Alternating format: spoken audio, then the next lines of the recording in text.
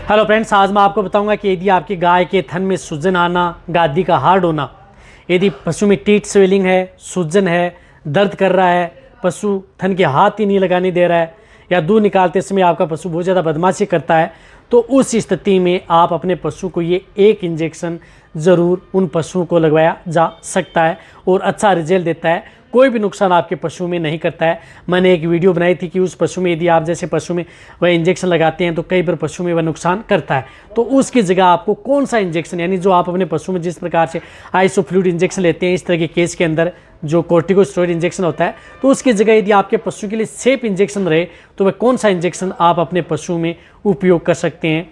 तो वह इंजेक्शन आप इस तरह का जो मैं बताऊंगा वह शॉर्ट में। तो इस चैनल पर भी नया है या पहली बार जुड़े हैं तो पहली बार चैनल को सब्सक्राइब कर लें, साथ में बेल आइकन ऑल वाला ऑप्शन दबाएं। आपको पता है कि चैनल पर भी सही, सटीक और साइंटिफिक मेथड से आपको जानकारी दी जाती है। तो इस चैनल की वीडियो जितना हो सकता है आते लाइक किया करें और दोस्तों के साथ शेयर जरूर किया करें। यदि आपकी गाय भैंस के थन के अंदर सूजन है, दूध निकालने नहीं देता है, दर्द करता है, या उसके अंदर छींचड़े आ रहे हैं, इस तरह की यदि दिक्कत यदि आपके पशु में है, थन से दूध नहीं आना, छींचड़े आना या ज़्यादा बदमाशी करना, जब यदि आपके पशु में इस तरह की दिक्कत है, या थनों से संबंधित यदि कोई भी दिक्कत हो जाती है, जो स्वेलिंग से संबंधित, पशु का टेम्परेचर बढ़ जाता है, पशु को बुखार हो जाती है, कई बार तो पशु में इस तरह की स्थिति हो जाती है कि पशु हाथ भी थन को टच नहीं करने देता है, और आप जब भी हाथ लगाते हैं तो वह अड्डर होती है, वो बहुत ज़्यादा गर्म रहती है, तो उस तरह के केस के अंदर आप उस तरह के इंजेक्शन का उपयोग कर सकते हैं।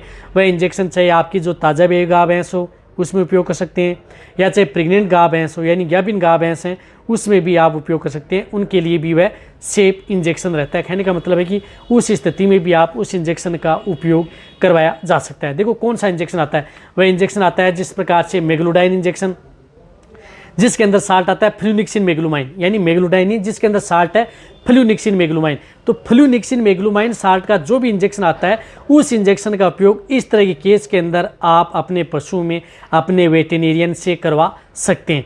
ये इंजेक्शन पशुओं के लिए बहुत ही ज़्यादा सेफ रहता है, सुरक्षित रहता है। इससे पशु में चाहे प्रेग्नेंट हो, ताज़ा हो, सभी में आप इसका उपयोग कर सकते हैं।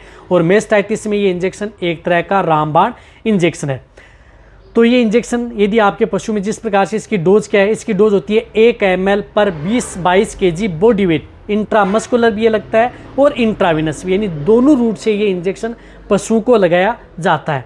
तो जब यदि आपके पशु में इस तरह की दिक्कत देखने को मिलती है तो आप ये इंजेक्शन उन पशुओं में अपने वेटेरिनियन से, या वेटेरिनियन तो इस तरह का इंजेक्शन का उपयोग पशुओं में करवाया जा सकता है। जो बड़े पशु हैं, लार्ज एनिमल्स हैं, 400-500 kg तक बॉडी वेट है जिनका, तो उनमें आप 20 ml, यानी 20 ml आप इंट्रामस्कुलर मास में भी लगा सकते हैं, और डायरेक्ट वेन यानी नस में, यानी खून में भी आप इस इंजेक्शन का उपयोग पशुओं में करवा सकते हैं, जो कि पशुओं के लिए सेफ रहता है। रही बात इसको रिपीट करने की, तो रिपीट आप इस इंजेक्शन को 24 घंटे के अंतराल में, जैसे यदि आपने आज ये इंजेक्शन लगा दिया है तो कल आप इस इंजेक्शन को रिपीट कर सकते हैं। फिर आप दूसरे दिन इस तरह से आप ये इंजेक्शन लगातार, यदि पशुओं में जब तक स्वेलिंग या दर्द या पशु तक ठीक नहीं हो पाता है, तब तक आप 2 से 3 दिन तक भी ये इंजेक्शन पशुओं को लगाया जा सकता है, जो कि NSAID द्वारा अप्रूव्ड है। कहने का मतलब है कि ये इंजेक्शन सेफ रहता है, नुकसान आपके पशुओं में बहुत कम करता है या ना के बराबर करता है। दूध देने वाले जो पशु हैं, उस प्रकार से हम जिस प्रकार से कोर्टिकोस्टेरॉइड इंजेक्शन लेते हैं तो वो दूध सुखाते हैं, जलाते हैं, तो ये इंजेक्शन उन पशुओं में दूध सुखाता भी नहीं है, नहीं दूध को कम करता है।